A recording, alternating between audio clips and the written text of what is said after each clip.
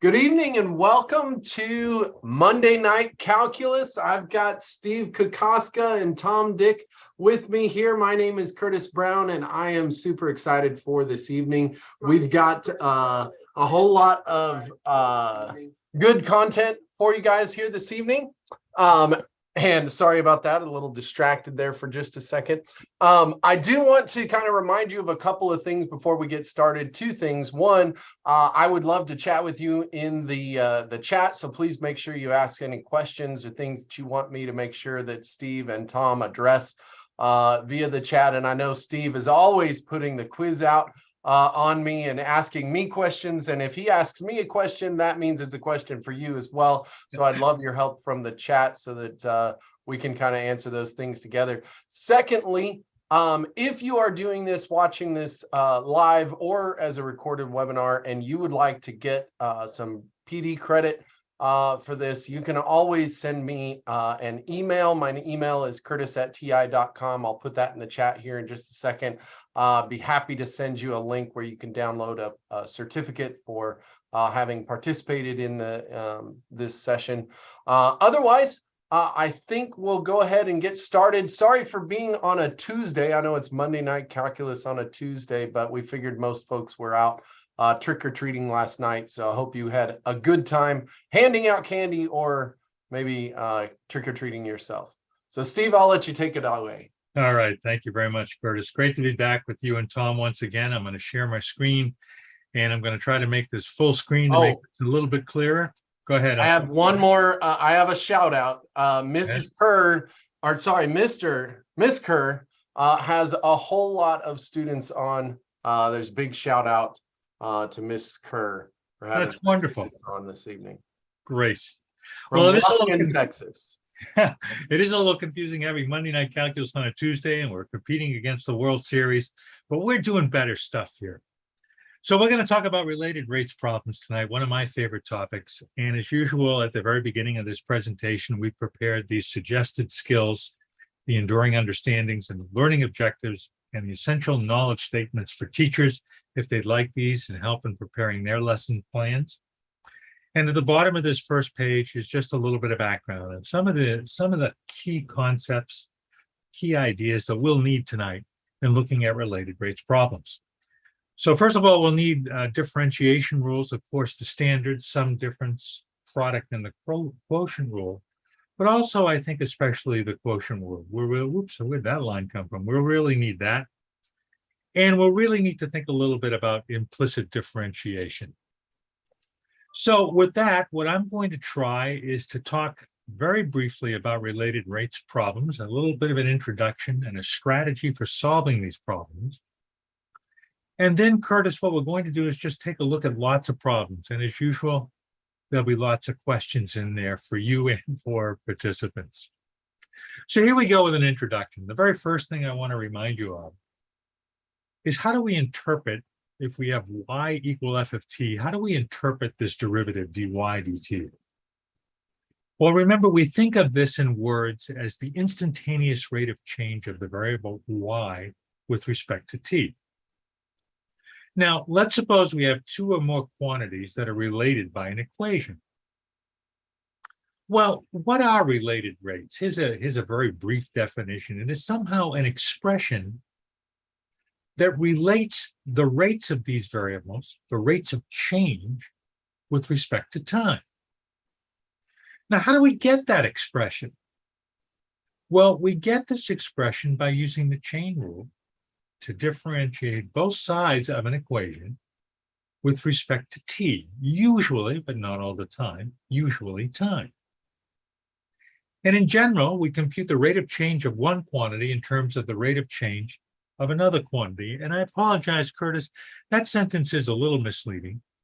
There may indeed be other quantities in this expression. There may be other variables in this expression.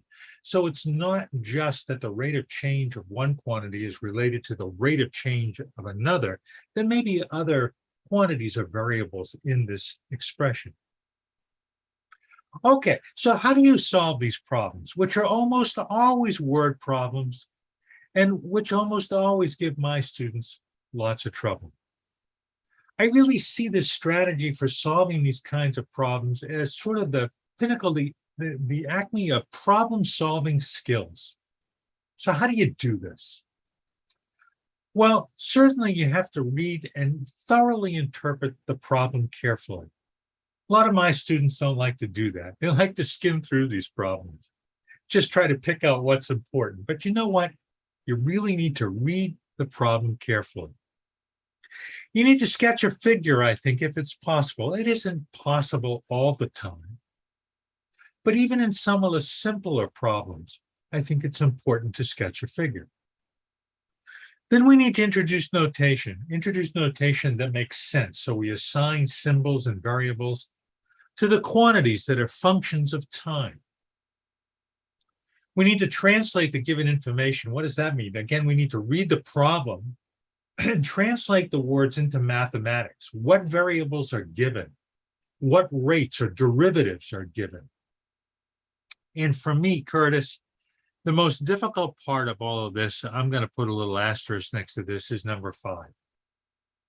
What we really need to do is to write an equation that relates or involves all of these quantities given in the problem. If it's possible, we may use some additional information like geometry to eliminate one of the variables by substitution. Now, that to me is the toughest part. Once we have this equation that relates all of the variables, all of the quantities in the problem, to me, the rest is very prescriptive. In my number 6, we use the chain rule. We differentiate both sides of the equation with respect to t. And then all we do is we put all the given information together in the resulting equation, and we solve for the unknown rate. I'm thinking back to AB4, BC4 here.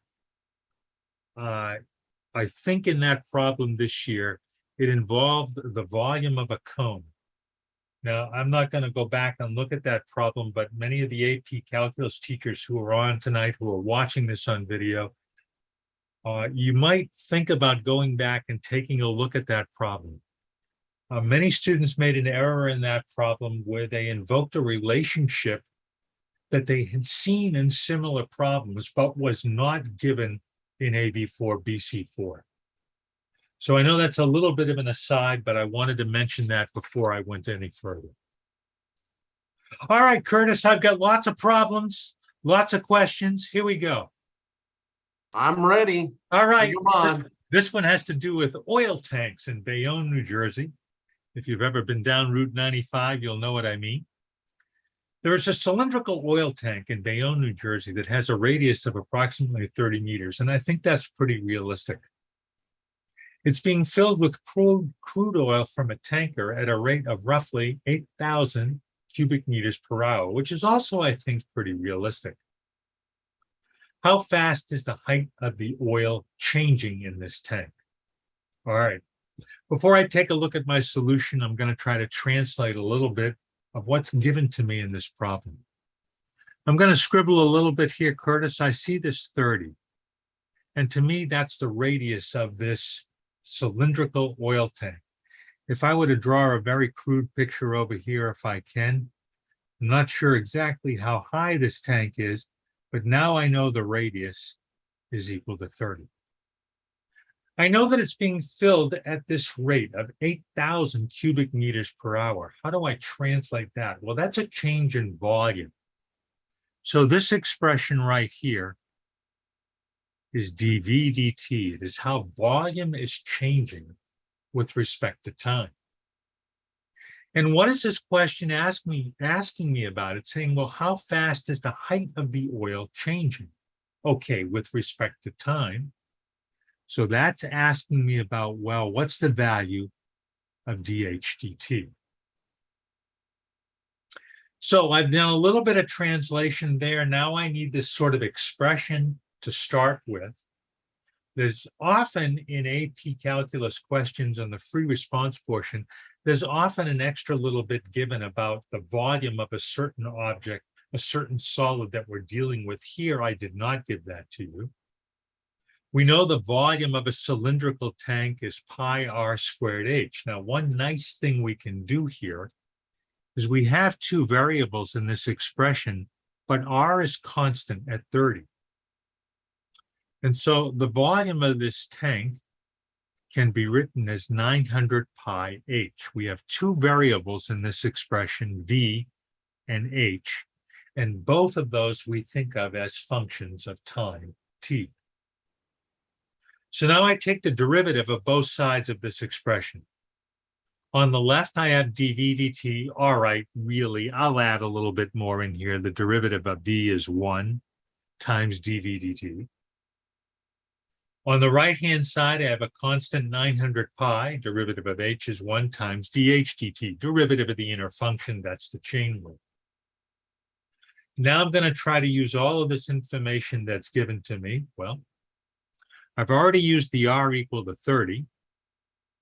I know that dv dt is equal to 8,000.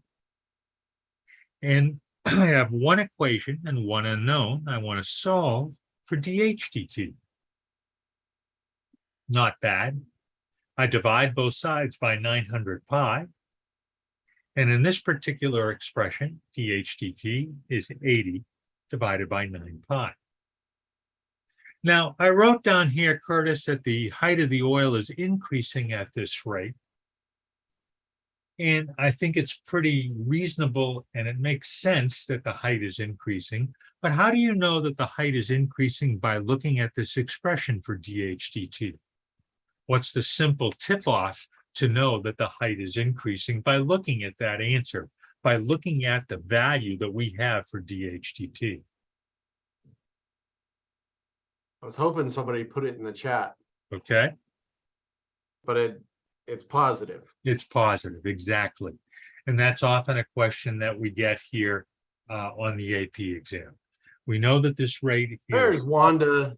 I knew she would respond. You did, okay, very good.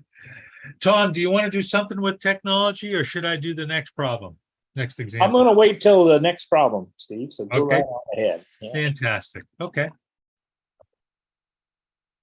All right. I like this next one, Curtis. I'm going to look at 3 different examples, all based on this one particular expression.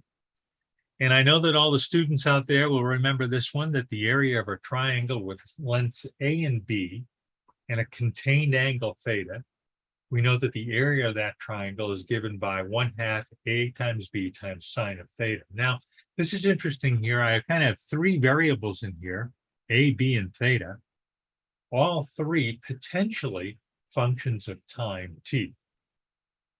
So I'm going to look at 3 different cases here, all based on that one expression. So part A, let's suppose that A is fixed at 3 centimeters, B is fixed at 2, and theta increases at a rate of 0.1 radians per minute.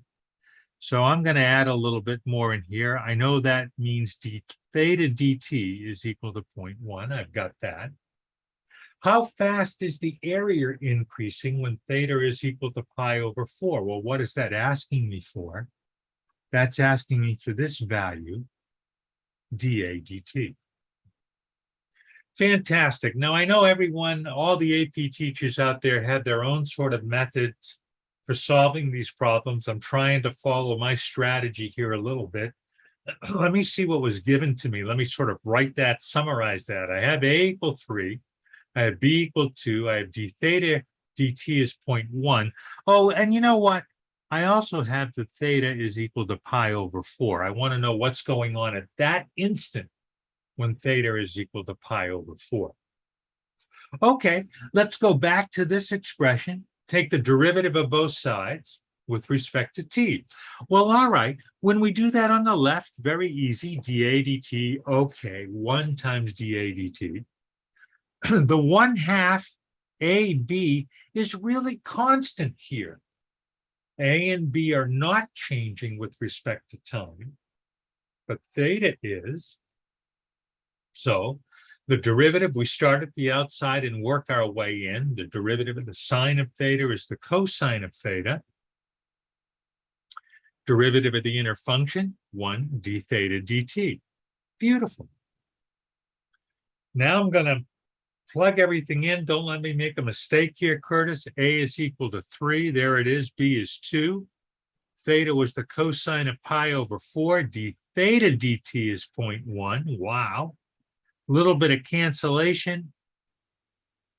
And I think I've got 0.212 centimeters squared per minute. Nice problem. Now let's change this just a little bit. See if I can arrow up here enough. Let's now suppose that A is constant, but B is increasing at this rate. And again, translating the words into mathematics here. So that's telling me what dB dt is. Theta is increasing at this rate. Okay, so that's d theta dt. Got that. Again, how fast is the area increasing? At the instant that B is equal to 2 and theta is equal to pi over 4. Sorry, a little redundant, but I'm going to write it in anyway. Once again, I want to find dA dt. All right, there's all my given information. Pretty cool. Here's the expression that I'm starting out with. This time, the 1/2 A are constant, but B and theta are changing. So how do I take the derivative of B times sine theta? Well, I have to use the product rule and the chain rule here. So here we go. Left-hand side, very easy, dA dt. 1/2 A out in front because, well, darn it, that's constant. Derivative of the first expression, dB dt. Leave the second one alone, sine theta. Plus the first expression, B, derivative of the second one. Well, start at the outside, work your way in, cosine theta, d theta dt.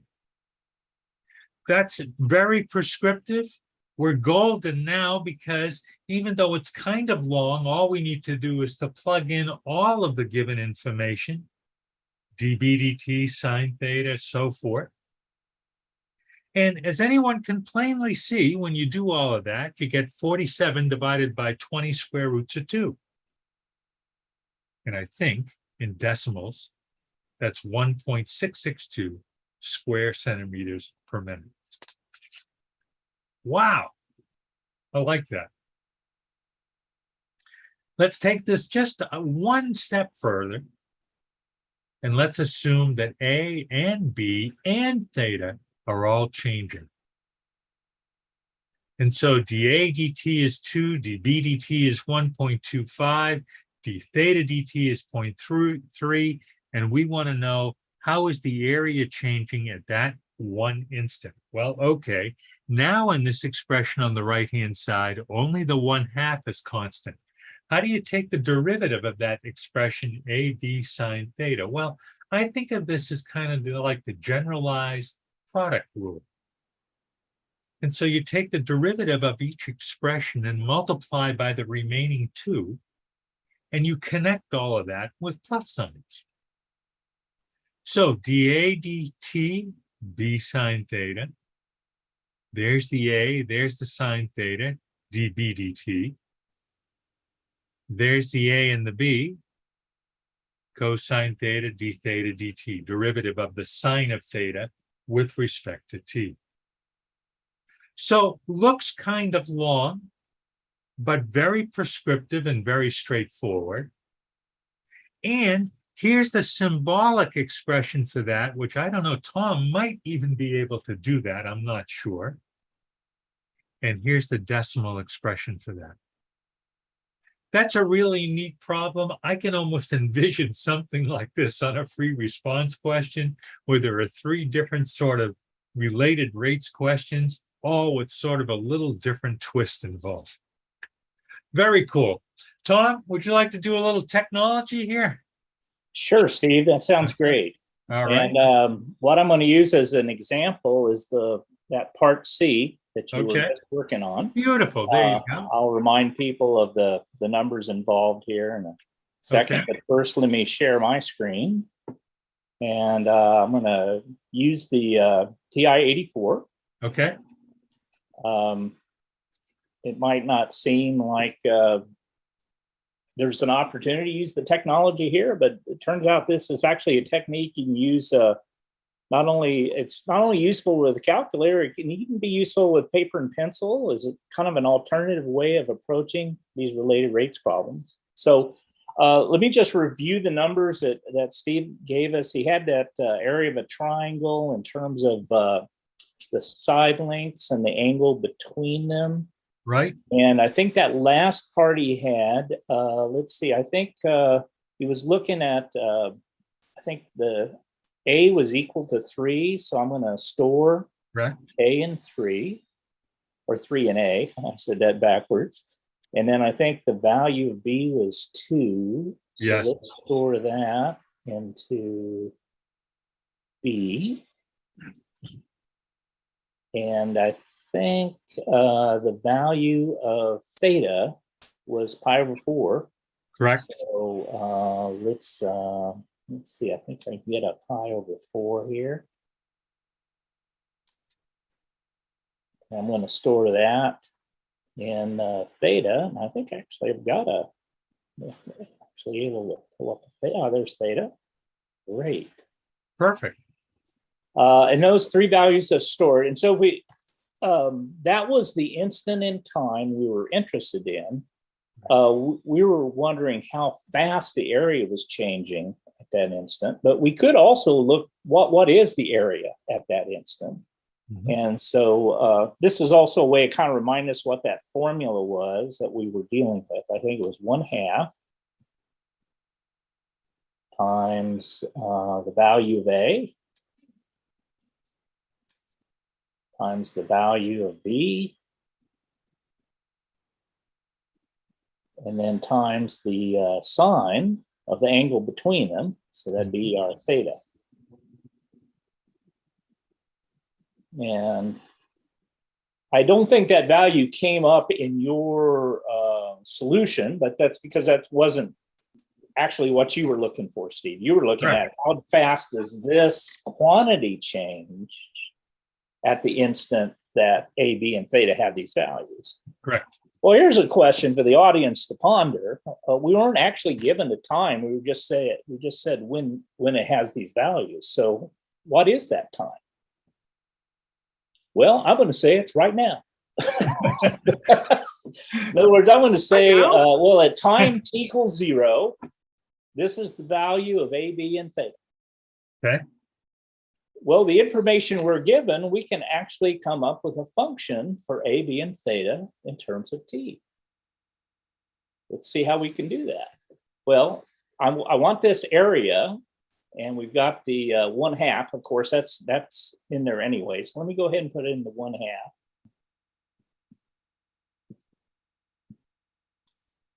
And I want to put in for A, let's see, A is currently 3, and it's changing at a rate of 2 centimeters per minute. So if t is measured in minutes, I think A has to be 3 plus 2 times t. Okay. I'll buy that. Now, how about B? Well, I think B is currently 2. Correct. It's changing at the rate of 1.25 centimeters per minute. Correct. I think I know the function for it. It's 2 plus 1.25 t. Okay. Gotcha.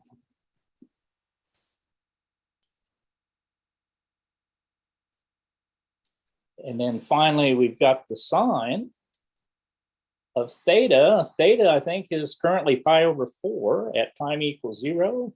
And it's changing at, what was it, 0.3 radians per minute? Okay. Mm-hmm. So let me put in my pi over 4.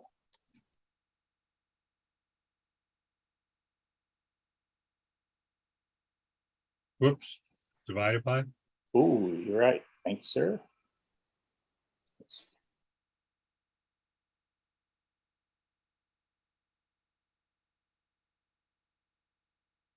And that would be plus 0.3 times t. Mm-hmm.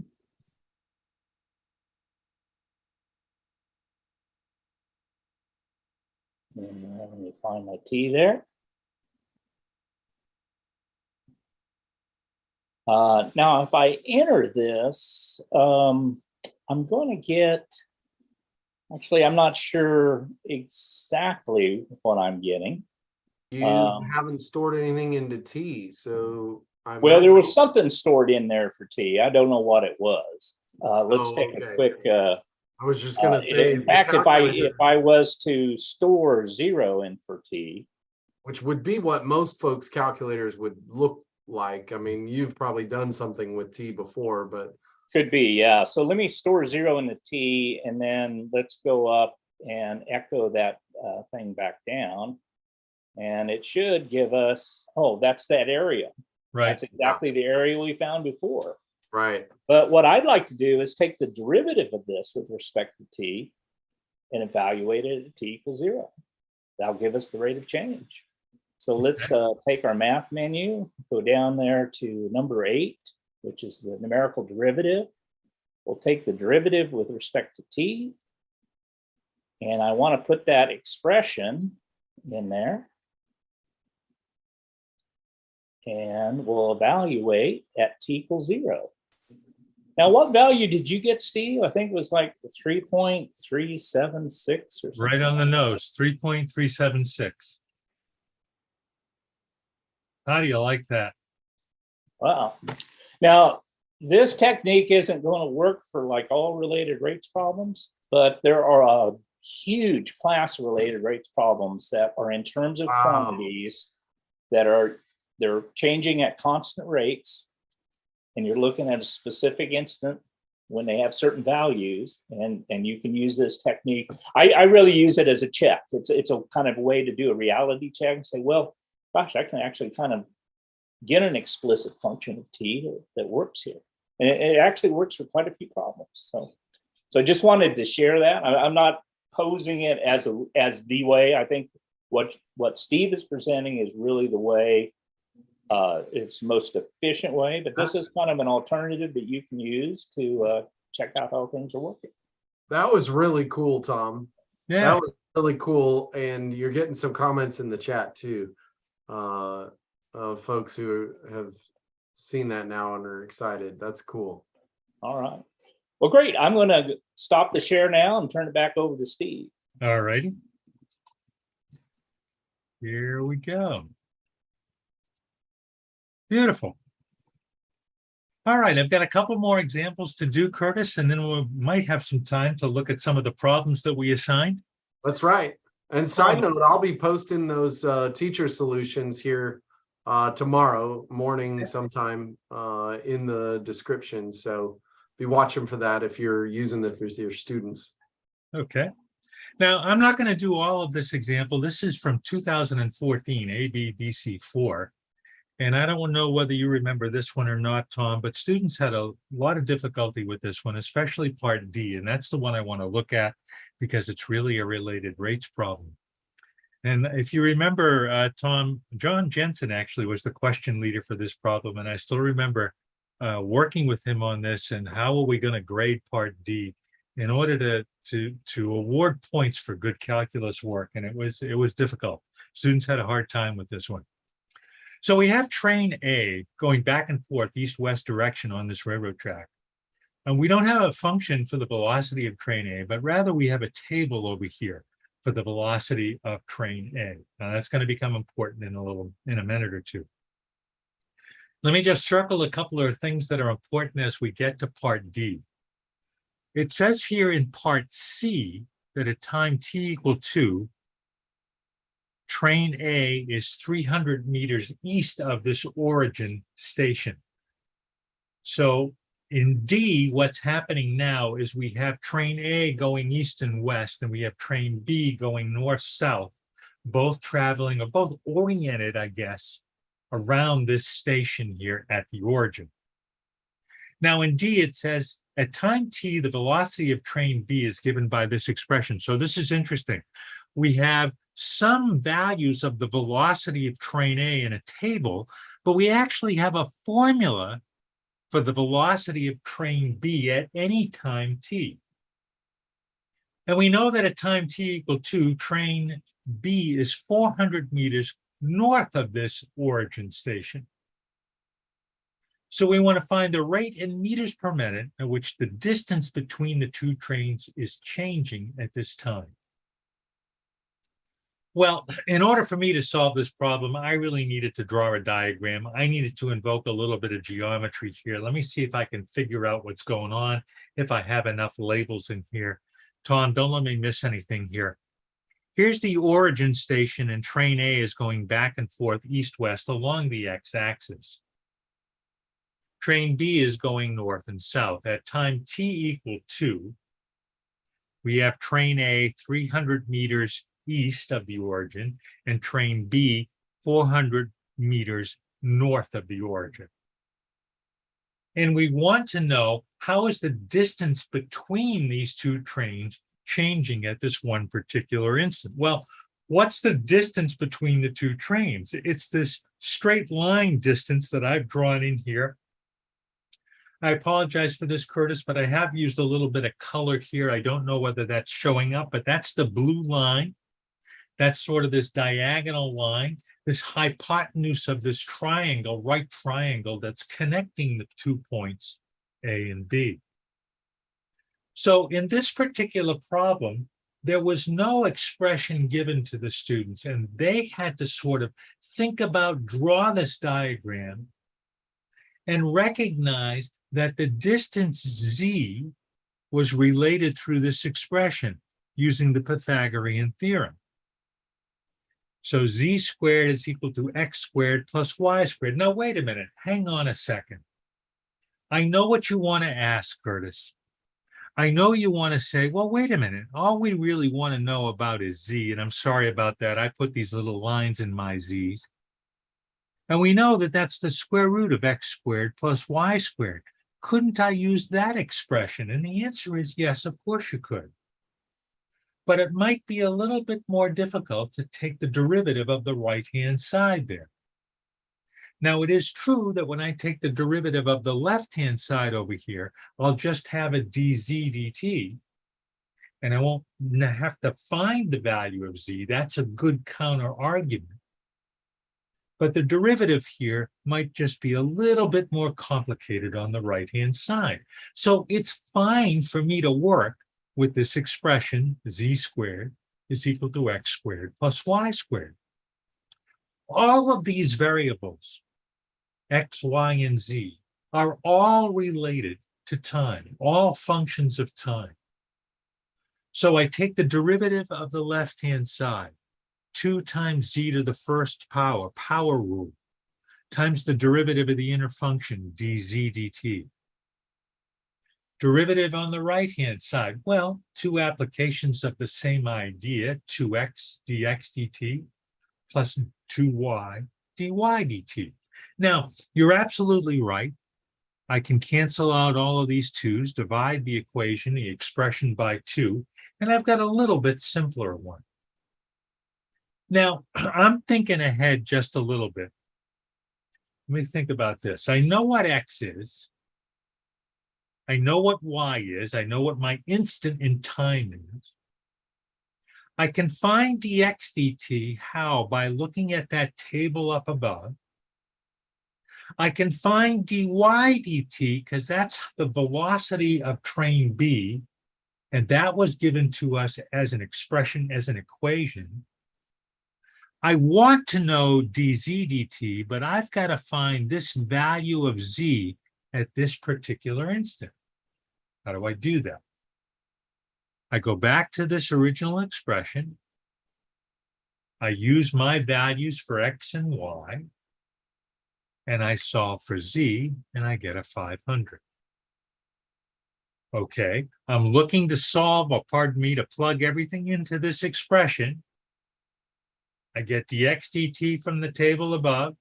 I need dy dt by using the formula that was given to me in part D. So that's 125. And I apologize, I'm not putting all the units here in these intermediate steps. And now I'm ready to go. I've got z equal to 500. dz dt is what I want to solve for. Train A is 300 meters from the origin. Dx dt, and you know what, Curtis, son of a gun, I better just double check that. At time t equal to 2, its velocity was a positive 100, so that's okay. At this instant, train B is 400 meters from the origin, and its velocity, dy dt, is 125.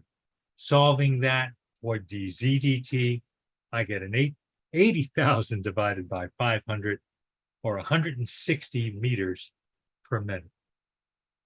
That's a cool problem. Little bit of problem solving skills there to think about the geometry, to come up with a figure, and to arrive at this expression on one's own. Cool. Tom, any comments on that one? Should I do the next one?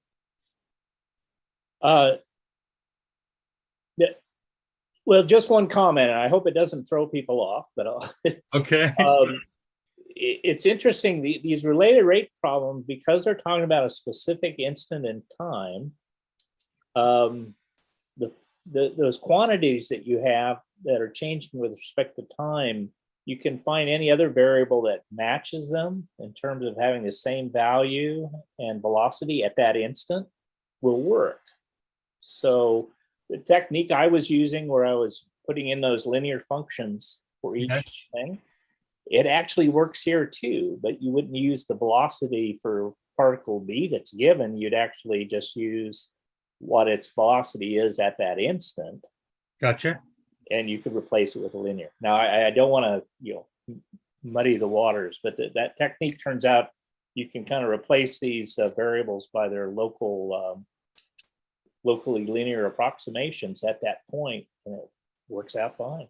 Wow, that's pretty cool. Yeah. Pretty cool. All right, back to you. Okay.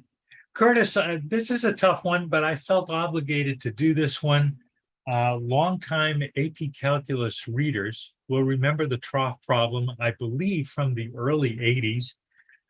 We have t-shirts every year at the AP Calculus reading, as you know, and there was one problem based upon this kind of a trough. I think it was a little bit more complicated. It didn't have an equilateral triangle in here, and it did have to do with related rates. And it turns out that the readers who were assigned to this problem, it was so difficult to grade that they graded this one problem for the entire 7-day reading. And the t-shirts the next year read something like, "I survived the Trough problem." So I felt obligated to do one like this. So here we go. Any readers in the audience remember that problem? I'd be curious to see that in the chat. Wanda might. Tom, were you there for this one? Do you remember this one? Yeah, I can't. I don't remember. Yeah, it looks like they misspelled either with an extra T or an extra R. I don't know. It's supposed to be the tough or the rough. Could be. Well, here we go. A water trough is constructed in the shape of a triangular prism. It has length 6 feet. It's kind of a small trough, such that the ends are equilateral triangles. So there's an equilateral triangle here. I'm going to try to draw that in there. There it is, right there. And each side of that equilateral triangle has length 2 feet. So I did my best to draw that figure. Now, the volume of this triangular prism of length L, so the length L here, whoops, I'm sorry about that, is right here. The volume is given by the square root of 3/4, s squared, where s is the side of that equilateral triangle, times L. So this is the volume only in this special case. In the Trough problem back in the 80s, it was a much more complicated volume. So I'm going to work you through this problem, give you a couple of pieces of this, and let's see if we can solve this related rates problem. I like this one. First of all, let's start out by just figuring out, well, how many cubic feet of water does the trough hold when it's full? Well, we know that L is 6 and S is equal to 2, so this is simply plugging into this expression to find the volume of this trough when it's full, and it works out to be 6 square roots of 3 cubic feet. Okay, we're going to need that here as we work our way through this problem and we get to a related rates part of this. Now, in part B, I may have done this in not too logical an order, but bear with me on this, Curtis. What's the depth of the water in feet when the trough is half full? Okay, so I'm going to take a look at a cross section of this trough. So here's my equilateral triangle, and there's the height of the water, H. So I want to know what's the height of the water when it's half full. So as I was doing this, I was thinking, well, I'm going to have to get an expression for H, I think, in terms of S. So if this is S and this is S, this is an equilateral triangle. So this is S over 2. And I have a right triangle in here, and I won't rewrite this.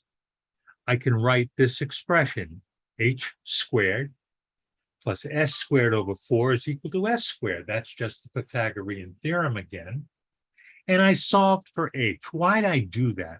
Well, I felt like I was going to need an expression for H in terms of S. And I want to know what the height is when the trough is half full.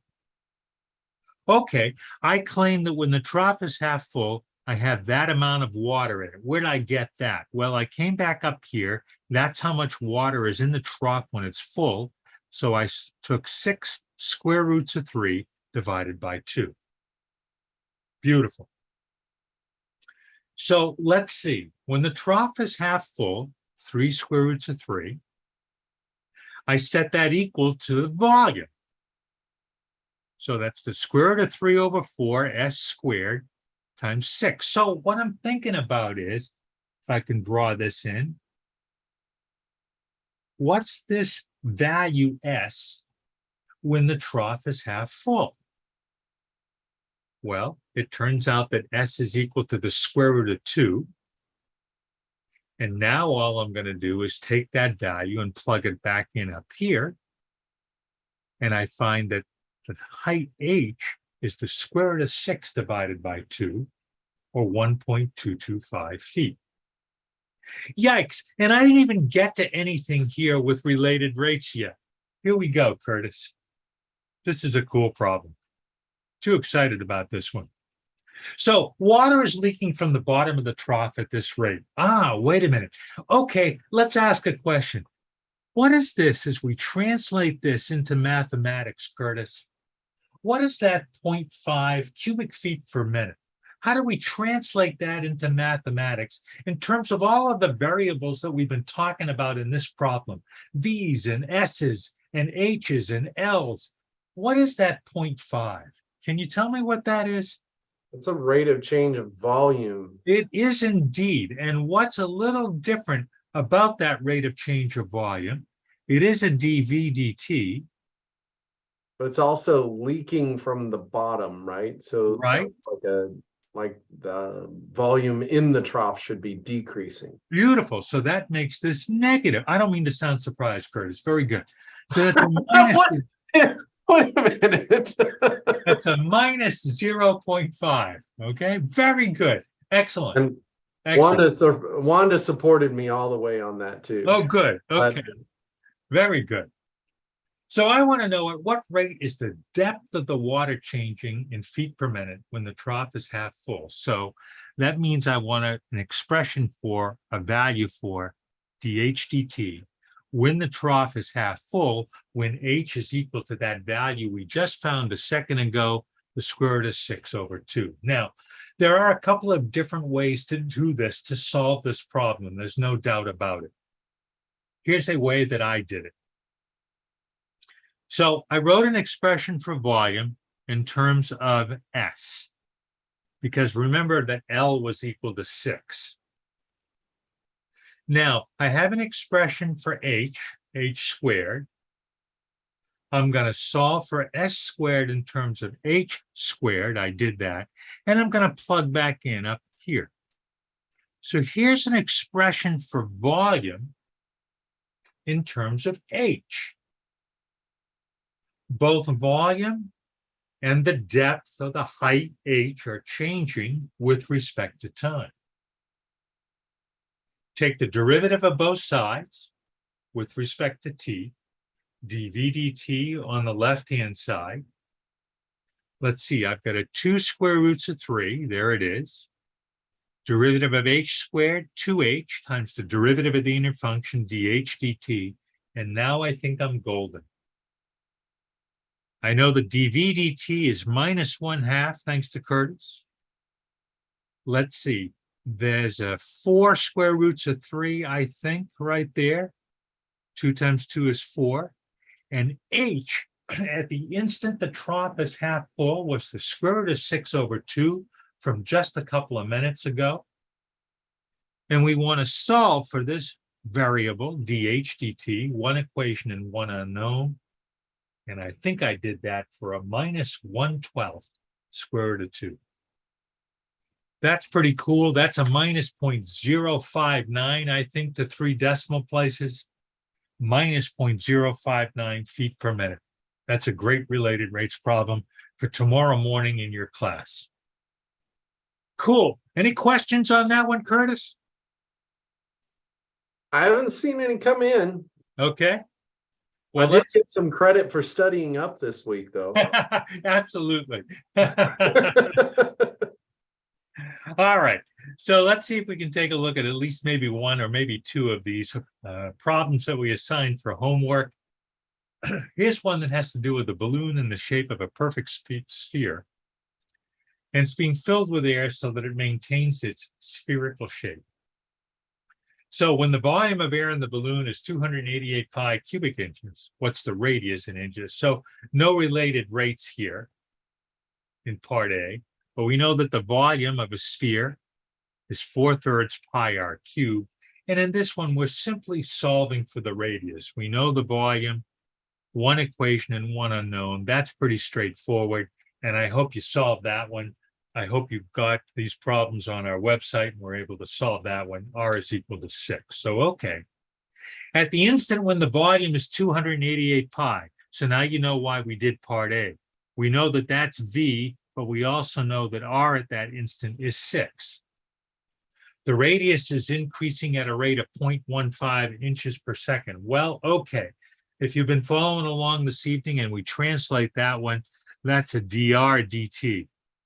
That's the radius changing with respect to time. At what rate in cubic inches per second is the volume increasing? Okay, here we go.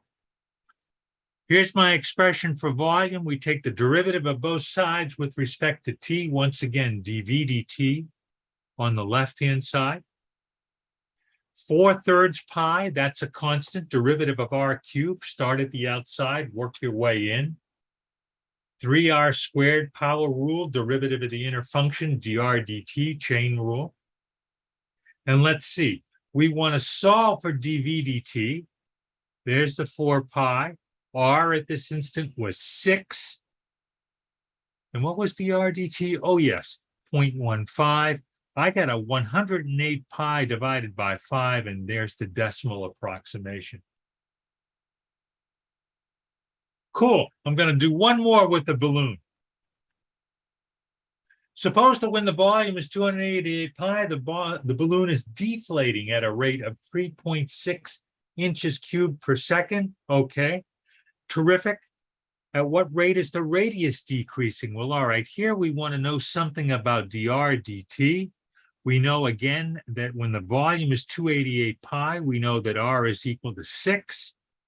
The balloon is deflating at a certain rate. Well, let's see. What is that saying here? The dv dt is equal to a minus 3.6. I think I've got all my given. I'm going to go back to this same expression and take the derivative. There we are. We just did that a second ago. But this time we want to solve for dr dt. Hope I did that correctly. Brought the 1/4 pi r squared to one side, to the other side. Used all my given information. And I got a minus 1 divided by 40 pi. Pretty cool. Curtis, I'm going to try one more. I think we have time for this one. I really like this one, so I'm going to try this one. There's an awful lot of writing on this page, but I think this is certainly doable for your students. It's a little bit different than some of the problems that we've looked at so far. It involves particle motion, but I like this one. So a particle moves along this curve given by y equal 2 sine pi x over 2. As the particle passes through this point 1/3 1, and I'm pretty sure that's on the curve, its x coordinate is increasing at that rate. So, okay, I see this expression, that number dx dt is the square root of 10. That's how I've translated that into mathematics. How fast is the distance from the particle to the origin changing at that instant? Yikes. Well, I had to draw a picture for this one, Curtis. I couldn't see this one just by reading that. The blue curve is the curve that the particle is moving along. Here's the point 1/3 1. That's the instant that we want to know what the heck is going on there. But I needed to draw this other point on the curve just to get this in a little bit more general form so that I could understand what's going on. Here's a point on the curve, which would be x, and there's the y value, 2 sine pi x over 2. Now, I don't have an equation yet. I don't have an expression that relates all of these variables. I need to know something about the distance of the particle to the origin. Can you give me an expression for this distance, the length of that green line? And the way that I did this was I dropped that line down there and I see another right triangle in there. And so I can write z squared is equal to this distance here, which is x squared, plus this distance, which is the value y on the curve, squared. And so there it is. There's my expression. Now, Curtis, once again, you're right. I could use this one, but it seems a little bit easier to square both sides and to work with this expression. Cool. Now I got to take the derivative of both sides with respect to t. Holy Toledo, let's see what's going on here. Derivative of the left-hand side, 2z dz dt, that's pretty easy. Derivative of this expression, 2x dx dt. We've seen that a couple of times this evening, so that's not too bad. Now, don't let me make a mistake on this one. Lots of things going on here. How do I take the derivative of this expression, thinking of x as a function of t? I start at the outside and I work my way in. What's the outermost function? The outermost function is this power function. So let's see. I've got to bring the 2 down. So let's see. Did I do this right? 2 times 2, 4, times the derivative of the inner function.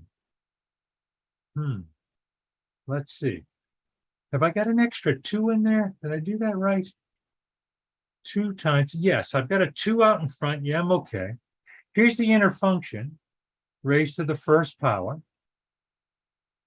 times the derivative of the sine, which is the cosine, yikes, times the derivative of the argument.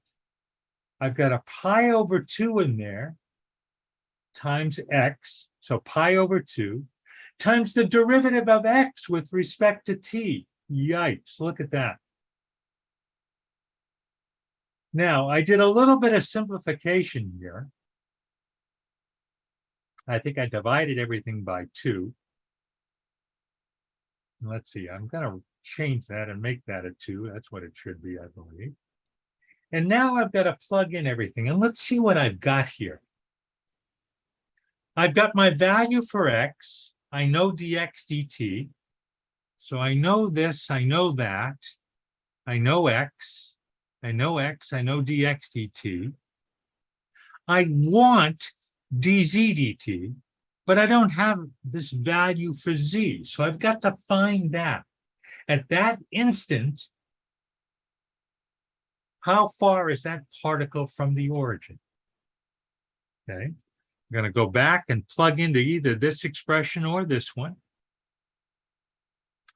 I find that z is equal to the square root of 10 divided by 3. And now I'm ready to go. I use all of the given information. I solve for dz dt. And I got a 1 plus 3 square roots of 3 pi divided by 2. You got to love that symbolic answer. That's just cool. That's a little bit different sort of a problem, Curtis, but I like that one. All right, I'm just going to ask an intuitive question about this next problem, and then maybe we'll call it a night. Here we go.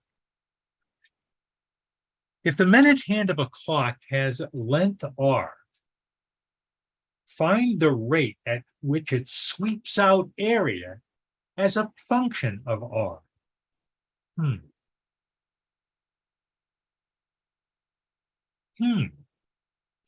So let's see here. If I draw this circle, I know that the area of this segment is A is equal to 1/2 r squared theta.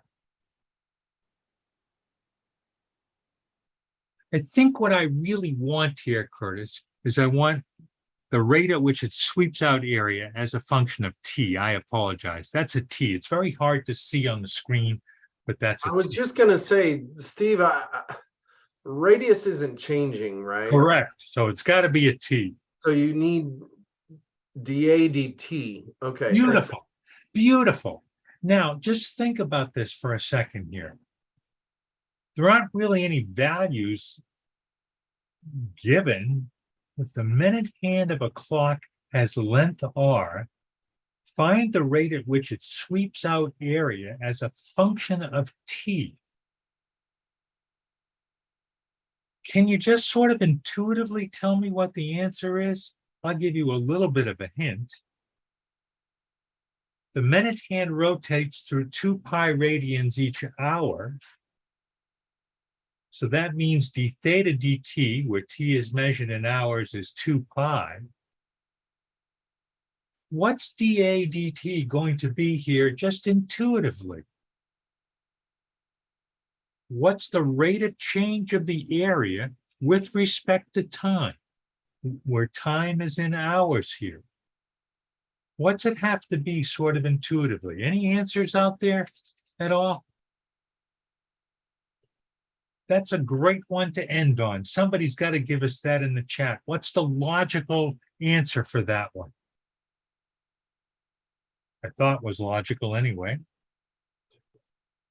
So the minute hand rotates through 2 pi radians each hour. How is the area changing with respect to time in hours? How much area do we sweep out in an hour? Is another way to think r about it. squared. Beautiful. Pi I r squared. was sitting here thinking, Steve, that's Beautiful. nice question to make people question themselves Just when think they're going, it can't be that simple. and it works out here with related. That was very nice. Works out very nicely. I like that one. We have one more problem, which of course we'll post the answer for, Curtis. This one has to do with a plane flying over a tracking telescope, and we'll post that answer. Tom, anything else? Good, excellent. Great, Curtis. Great job tonight, Curtis. Very good. Thank you. Very good. Thank you for that this evening. Excellent work. Well, this was really a great session, Steve. And Tom, I enjoyed it thoroughly. We've gotten some good comments. There's even another comment just thinking about the BC content in these last two problems. So that was really nice to have. We haven't done a ton of BC type topics. That's true. So it's nice to have those last two problems relate well to that group. So thank you for those. Again, I will make another plug for downloading the teacher documents. I'll get those uploaded in the next day or so. We'll have those uploaded there I did note you made one correction tonight on your way. I made a couple and I'll get those to you tomorrow morning. We'll make sure and get those up there. And then secondly, we have our next Monday night calculus session on the 14th, right? Yeah. So we'll be live on Monday the 14th, back here at the same time, 8 p.m. Eastern time, 7 Central. Looking forward to it. So between now and then, I hope you guys enjoy it. Have a good couple weeks, and we'll talk to you soon. Thank you.